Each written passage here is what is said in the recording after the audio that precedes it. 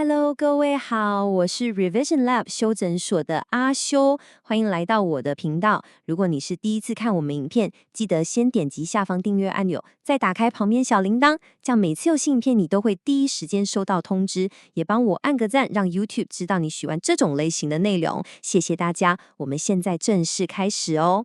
今天我們要來聊一個跨越了好幾百年，既複雜又充滿矛盾的關係。這段關係，坦白說，在我們今天這個世界，比過去任何時候都來得更加重要。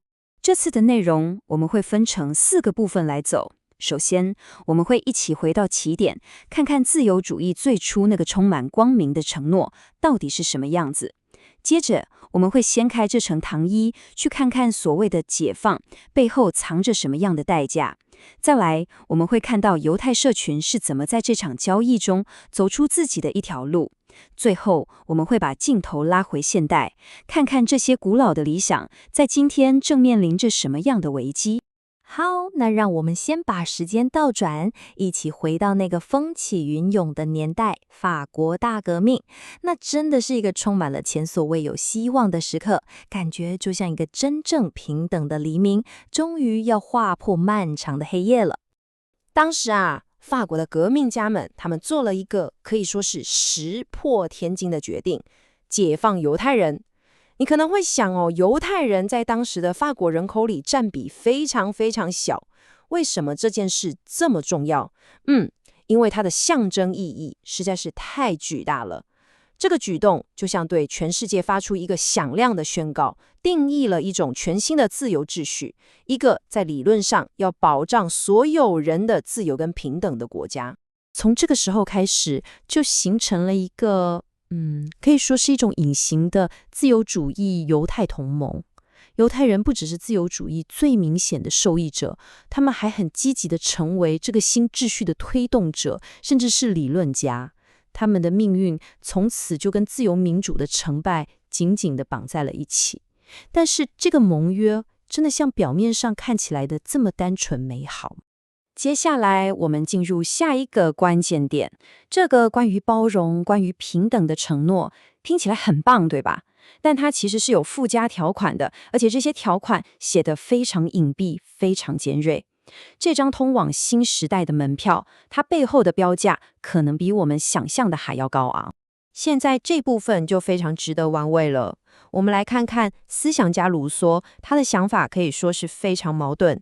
一方面，他非常推崇摩西跟古猶太人，覺得他們建立了史上最成功的民族典範，簡直是模範生。但另一方面，他又覺得現實生活中的猶太人，他們那些獨特的習俗，讓他們跟其他人就是格格不入，根本沒辦法融合。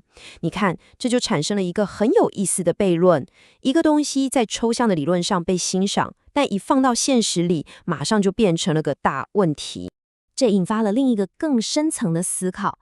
當時推動解放的關鍵人物格雷國神父，他的一段話可以說是揭示了這種心聲背後的潛台詞。他說：“我們給猶太人完整的公民權利，目的是什麼呢？是為了讓他們不知不覺地採納我們的思考跟行為模式。換句話說，要解決猶太人跟我們的差異這個問題，終極的解決方案很簡單，把它抹除掉。”他也是第一個提出熔爐這個比喻的人，但這個比喻的核心其實就是同化，就是希望猶太人放棄他們之所以為猶太人的集體認同。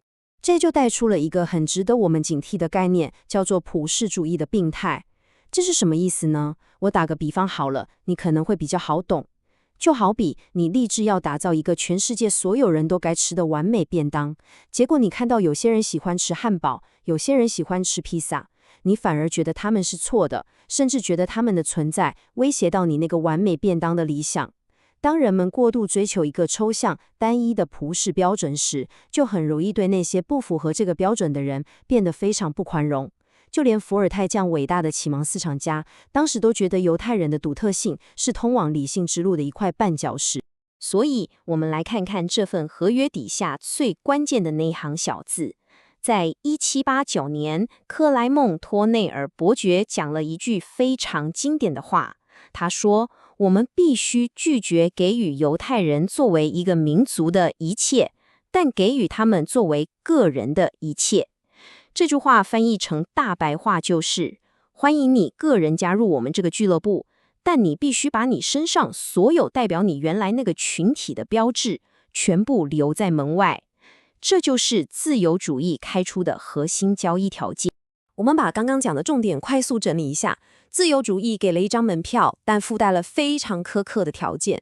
那麼，面對這樣一個情況，猶太社群他們是怎麼做的呢？他們並不是被動的接受。接下來，我們就要來看看他們是如何非常主動的去建立自己的政治策略，積極的去塑造自己的命運。他們採取了非常聰明的多線作戰。首先，第一步，建立體制內的機構，像是1808年成立的法國猶太教會意義，直接在政治的最高殿堂為猶太社群的利益發聲。再來第二步，他們學會了用你的魔法來打敗你。像律師加布里爾·里瑟就直接拿起國家自己頒布的法律原則來要求你兌現平等的承諾。接着第三步，他們掌握了話語權，創辦了第一批用當地語言出版的猶太報紙，開始集結民意，塑造輿論。最後一步，他們組織起來進行國際防禦，像是1860年成立的世界猶太聯盟，在國際舞台上捍衛公民權利。你看，他們很巧妙地把自由主義提供的工具，不管是媒體、法庭還是組織，轉化成一套屬於猶太人自己的生存策略。好，那現在我們坐上時光機，咻下，直接來到我們身處的今天。你會很驚訝地發現，幾百年前的那些歷史張力不但沒有消失，反而正在用一種更扭曲、更弔詭的方式，在我們現代的政治舞台上重新上演。在歷史上，曾經出現過一個非常惡毒的陰謀論，叫做猶太布爾什維克主義。這個說法陰險的地方在哪裡呢？它把兩種看起來完全相反，但都被視為是猶太人帶來的威脅，也就是追求金錢的自由資本主義跟顛覆一切的共產革命，硬是把他們綁在一起，然後說這整件事就是一場猶太人的陰謀，目的就是要摧毀國家。但其實他真正想攻擊的目標是自由主義本身。這個矛盾在今天的匈牙利可以說是上演的淋漓盡致。你很難想象，奧班政府一方面用着一些很隱晦的反猶太論調，把他的政治對手貼上像是左翼世界主義者這種帶有歷史陰謀論色彩的標籤，但與此同時，他又高調宣稱自己是猶太人最偉大的保護者，還跟以色列建立了非常緊密的關係。這種180度的大轉彎，真的會讓人看到頭昏眼花，搞不清楚到底哪一個才是真的。這就催生出一個非常狡猾的政治新戰術，我們可以把它叫做反猶主義。它的操作手法是這樣的：先大聲地宣告自己支持猶太人，支持以色列，搶先佔領道德制高點。但他真正的目的是把這個姿態當成一個武器，用來攻擊自由主義的價值，用來妖魔化他的政治對手，並且為一個本質上其實是非自由的政府來取得一種虛假的道德正當性。總結一下今天的重點，我們從法國大革命那個充滿希望的承諾開始，看到了自由主義為了追求普世，要求猶太人付出的代價。我們也看到了猶太社群如何運用他們的智慧，在夾縫中開創自己的道路。但是，幾百年後的今天，我們卻看到一個驚人的反轉。當保護猶太人這件事本身變成了一把可以用來攻擊自由民主的武器時，這對於自由主義最初的那個承諾，以及它背後隱藏的那個代價，又告訴了我們什麼呢？這個問題，我想沒有標準答案，但非常值得我們每一個人好好的去思考。今天的內容就到這邊，如果你覺得這集有幫助，記得馬上點讚、加訂閱、加開啟小鈴鐺。我們正在衝訂閱，需要你的支持。我是阿修，我們下次見，拜拜。